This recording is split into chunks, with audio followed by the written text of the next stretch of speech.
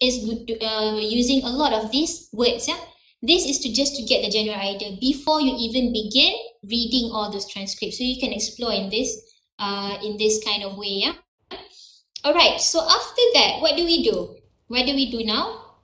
Is we begin coding lah. After you explore, you have to begin coding. So when you read everything and you have your research questions beside of you, just take out maybe one of the transcript. Okay, this is interview with Tony Bates on the aspects of prospect of online learning. So how do we want to begin coding? A lot of ways. I'm going to show you one of the ways. Yeah.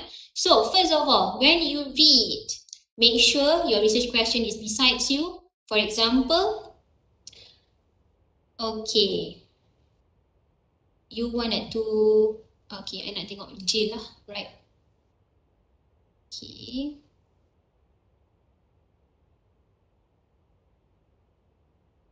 Okay, for example, Abaman macam mana? I'm trying to find example that you can actually straight away understand.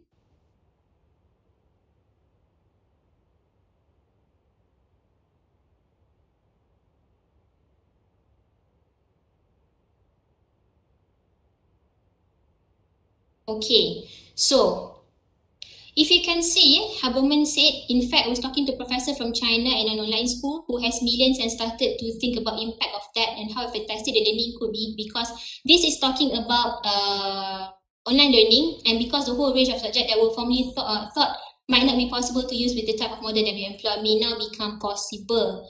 So, ni adalah advantages. For example, advantages of online learning. You can see that it is making things that before this impossible, now it is possible. Yeah. So maybe you wanted to code it as maybe possibilities. Okay, improve possibilities. Yeah. So you just right click. At first, you highlight the quotes ataupun the sentences that you want to quote, and then you just right click and then put quote, click quote, and then it will prompt you into this tab, and then you click notes and then click new notes, right? So new note, you just name your new quote, maybe possibilities. Yeah. So that is your new notes. Okay. So where does it go? It goes here. It goes here. Can you see? At my left hand side, there's a quote behind, below that is notes. So all the notes or all the coding that you have done will appear here, and there is one references or one files that you have coded. Okay, so everything you will find it here. Okay, let us see more of this conversation. Okay, so you wanted to code this connectivity. Connectivity is also advantage of online learning.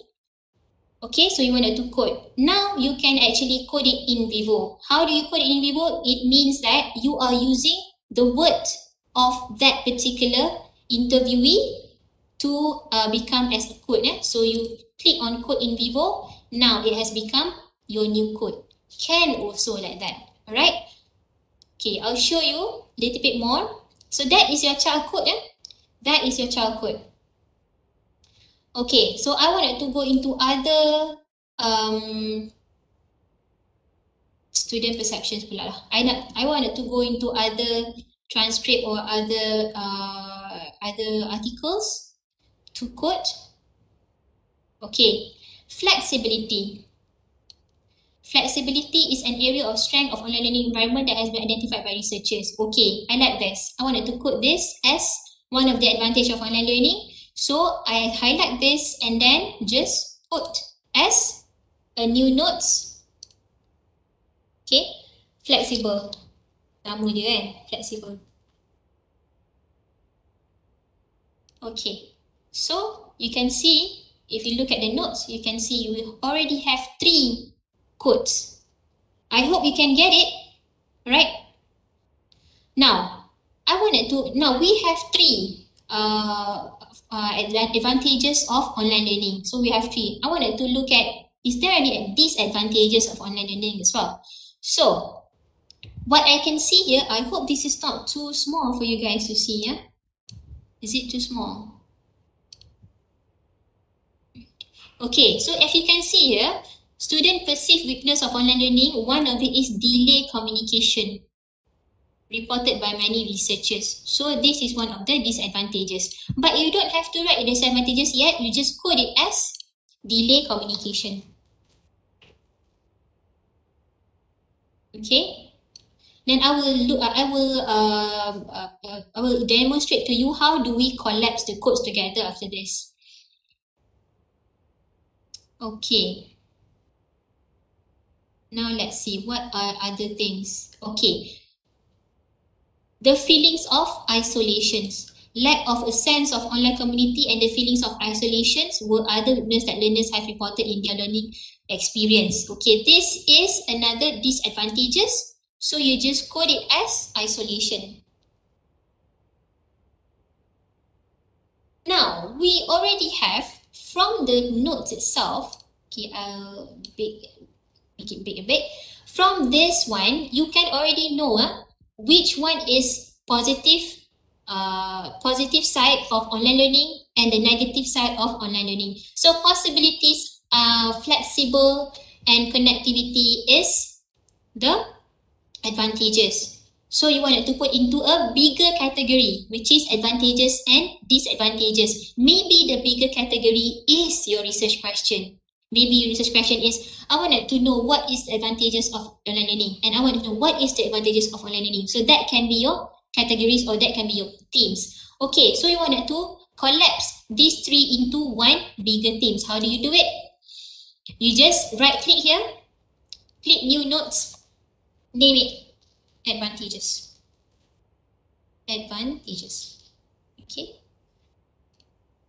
And then maybe you can also see there are minus points from online learning as well. So you can just right click and then put it a new notes, a new code as disadvantages. Okay. Right, so there you have two distinct that can be categories. So how do you put the codes inside that new category that you have created? Easy. For advantages, you take one, you click one, flexible, click 2, connectivity, click 3. While you're clicking, please click control as well. Okay, while you're clicking and highlighting, please click control, and then you drag all of this into advantages. Now see what happened. There you go. Okay, there you go. It all collapsed into advantages. Okay, so macam mana pula you nak letak isolation and delay communication into disadvantages? Easy. You have to click and also click control at the same time, and then click delay communication. Flexible. Delay communication and also isolation. You want it to put into disadvantages. You just click and also highlight and click your keyboard control, and you just drag it into disadvantages. So it will become like that lah. Like that. Okay. So that is your mother code. So disadvantages and advantages is your mother code. The rest under it is your child code. Okay. So far, can you actually follow how do we do coding? Can you actually follow? Anyone? So far, how is it?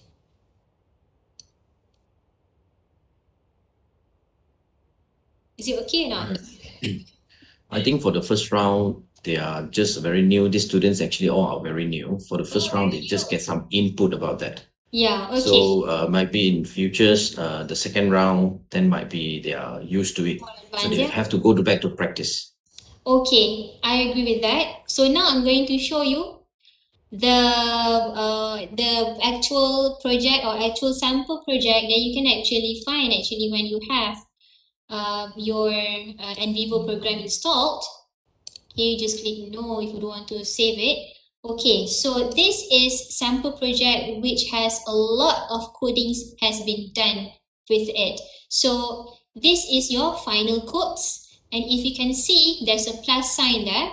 I hope you can see it. This is very small. So can I? No, that is the maximum. Okay, as you can see, when there's a plus sign here, you can actually click on the plus sign, and the child code will be displayed. So there's a lot.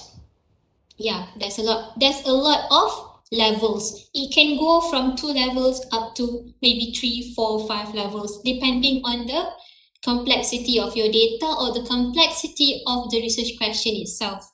But the final one is this one, economy. This is the final category or the final themes that you are going to report in your research write-up, okay? But inside economy, what is it about economy? So you have fishing or aquaculture, you have fishing industry decline, and then inside that, there are a lot of codes that has been coded from your data. Okay, natural environment pun ada. Kategori yang besar, this is the theme, natural environment. When you click the plus sign, it will give you the child code. So these are the child codes which you will report in your report writing as well. Sense of community down east, attitude. So if you can see, the actual codes is a lot, but when you collapse everything, when you collapse things, you can just see just a few main themes. So your main theme will be economy, natural environment, sense of community, and attitude. That is your main theme. Others, maybe you need some more, maybe real estate development, community change. Maybe this one just stand alone. That can happen as well, but you try to make it into one category if possible. Yeah. Okay, so from this, how do you write? How do you write your findings from all this? Okay, first of all, you have to know how to look at the report from your coding. For example, you wanted to know about real estate development. Okay, so how do you know? You have 27, you have 313 references from 27 files. This is a big project, yeah, big research project. So you just click it, double click on it, and it will take you into the report of your coding. So this is all the codings, all the sentences, all the quotations that you have done for real estate development code. Okay, so you just take this and begin writing. Begin your write-up based on the themes that you have collect. Okay, for example, attitude. You wanted to see positive attitude. What is it that has been coded in the positive attitude? So you just double click on the positive attitude, and it will come up all the quotations that have been done. So how do you put this in your report? You take all this, just copy everything and then put in Word. No, you have to make sure that you select the most important quotations. It's not in the qualitative research report writing, it's not just about the quotations, it's about your explanation. So you have to select only 1 or 2 quotations in each of these quotes that reflect the data and reflect the explanation that you are trying to give in your report writing. Okay, so it's easy. You can actually use this Nvivo for your literature review as well. Accountancy also can do that, and Nvivo also can do that. How do you do for your literature review? Very easy. You go into one of the files, and then, for example, you wanted to know what is the definition of online learning. So you open all files, all literature on online learning, and then you try to code for your definition. Okay, so from paper 1, definition dia like this. This is definition. So you code definition there. And then paper 2 definition, paper 3. And then after that, when you look at one, for example, the definition, okay, let's pretend that this is definition punya codes. And then when you double click, you can already see what are the definitions that has been said by 10 different papers. So that is your literature review, right there, done. That is definition. If you wanted to know, for example, you are doing meta-analysis, you are looking at results of multiple research about one particular variable. For example, you wanted to see what are different researchers have found on one variable. So you look at all the paper and then you code it. Okay, paper 1 got this maybe significant result. Paper 2 insignificant. So you just open one code, and then after all the coding, you just open one code, and then you can see all the reports, all the coding that you have done from all the paper, and you can actually do your meta-analysis very easily. So that is how you do literature review using Nvivo. Very easy to manage your literature review rather than you just scribble around your your mountains of literature to write those literature review. So that is just suggestions. You can do that with literature, and of course you can do that with your data as well. Okay, so I think so to create report, I already show you how do you create report. We can also look at from diagram. Okay, for example, we wanted to look at this real estate development, and then just click visualize, and then you just click explore diagram. Okay, so that is your diagram lah. What is it goes in? Only you understand the diagram itself, but you can actually export this diagram into your report as well to demonstrate the network between one quote to another, one category to another. That is how you use your diagram in your report writing lah. So you can explore this. There's a lot of diagram features as well in Nvivo, and qualitative researchers, we love to draw as well. We don't love to just write very, very long sentences, but we love to draw. Because when you draw, you are visualizing your data, and that is very important for qualitative research, and it can be lengthy because all the evidences are in words and stories. So sometimes you need some visual aids as well to make sure that the reader are actually following your story really nice. So that is how you visualized it. You can also use this in your report as well. Okay, so last one, you wanted to do a backup lah. Yeah, wanted to do a backup. How do you want to do a backup? Make sure every single step, every single coding that you've done, you go into file, you save it. Okay, this one cannot save lah. This one is the template, right? Okay, kita pergi ke home sekejap. Close this one. For example, testing 2 tadi tu that we did. Okay, ni kosong sekejap Terus testing. Okay, this one. I think this have. Okay, I just wanted to show you how do we save. Go into file, there's a save button here. So you just click save every single time.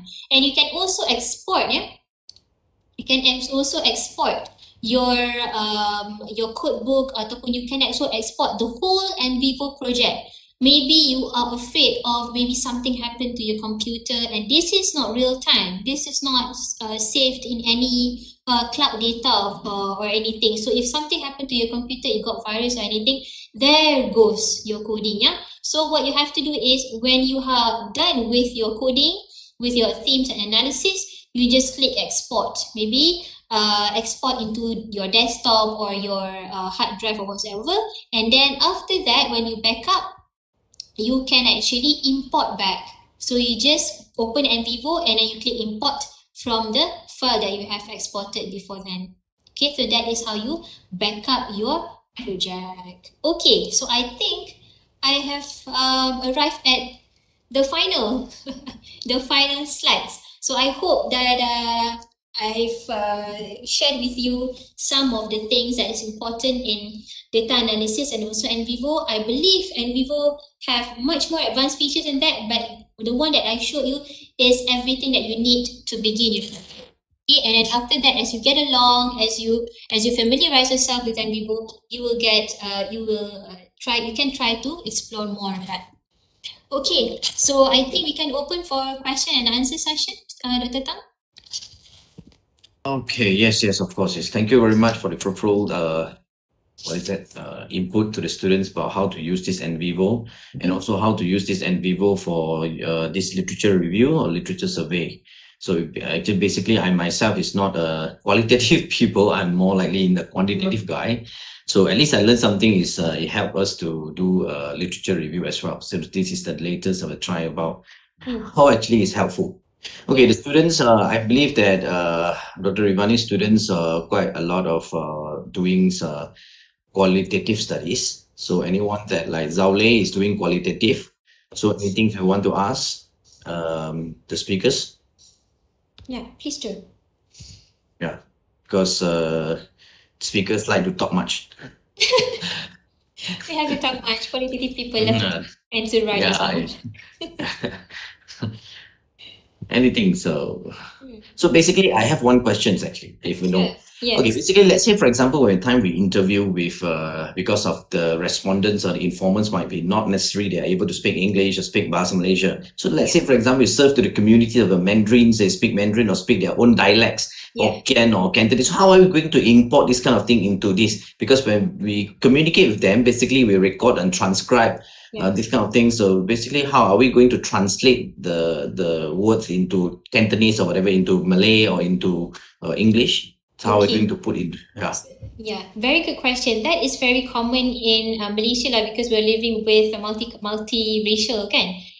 So normally, even I myself get maybe mostly two language in one interview, mostly Malay and also mixed with English lah. So what I do is you just transcribe it verbatim. What is meant by verbatim? You transcribe it word by word. So if it says in Cantonese or Hokkien, you just transcribe it, and of course you know how to read Hokkien and Cantonese. You can understand, right? So you just quote all that original transcriptions. But if you wanted to use that as quotation, then you translate it. You don't have to translate each and every single words that is in Hokkien and Mandarin into English. You don't need to do that. You can actually analyze in its original form, and later when you write your report, if you need that as quotation, then you translate it. But before that, no need. You can use the original form. So no worries. If there's a mixture of three languages in one transcript, you can still analyze it if you can understand all. For me, I experienced I've interviewed Indonesians. Some of the Indonesian dialects I didn't really understand, so I need some translators to actually transform that Indonesian into English, because a lot of things that is being said I don't really understand, so that is a problem. Then you have to translate everything lah. But if you can still understand, for example Mandarin, for example, you can still analyze, so there's no problem. Need to translate when you need it for quotation. No need to quote, no need to translate. Okay, Dr. Tang, I hope that answers the questions. Okay, thank you very much. Okay, so anyone from here that want to ask some questions?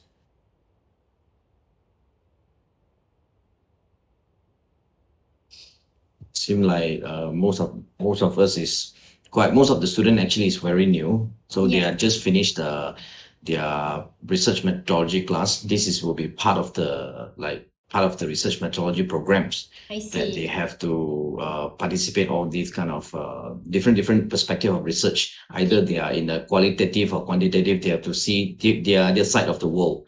Okay. No worries, it's okay.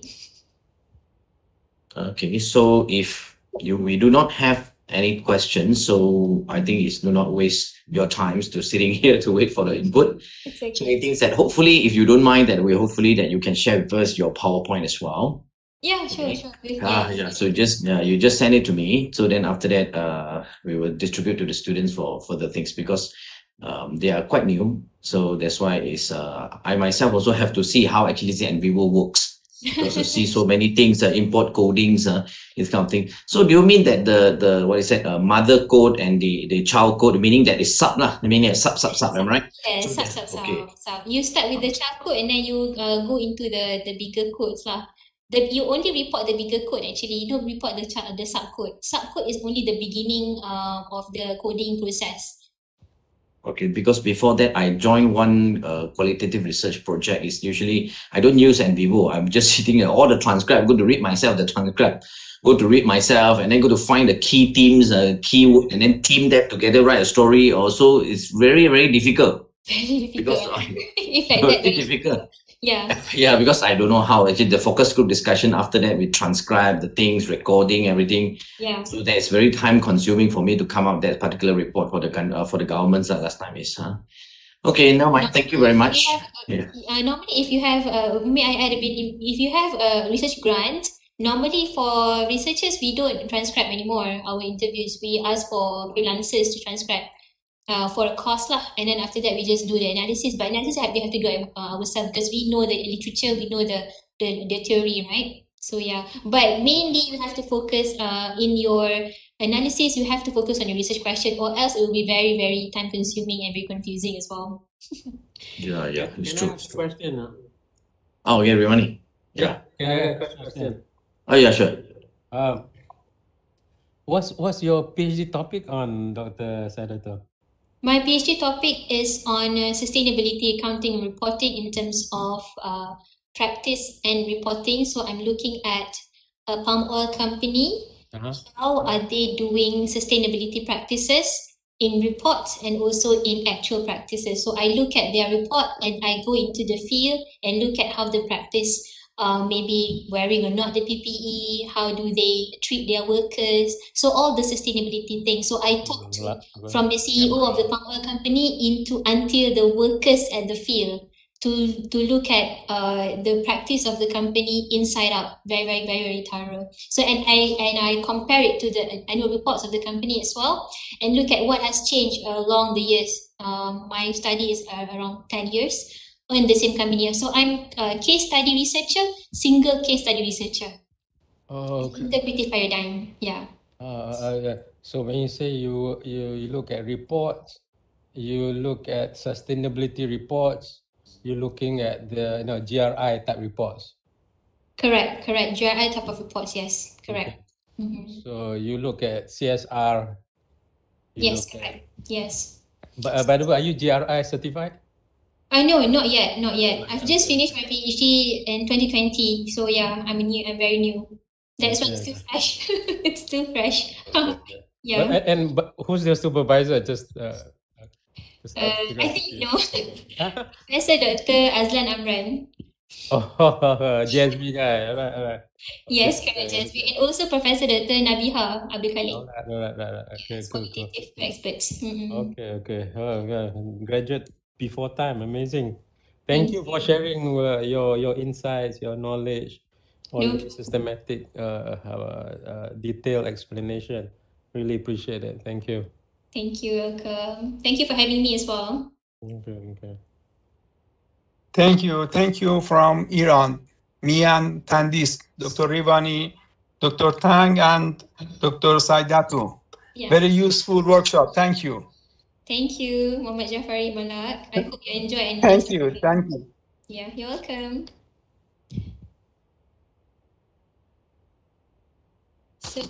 Okay. So if we no more questions, so we just end the session. So thank you very much, Dr. Saidatul again. One last. One more question more. Okay. You said just now you have 750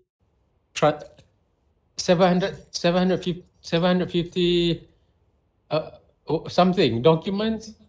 That is pages of transcript interview transcript. Interview transcript 750, and then you said 200 more documents. Yes.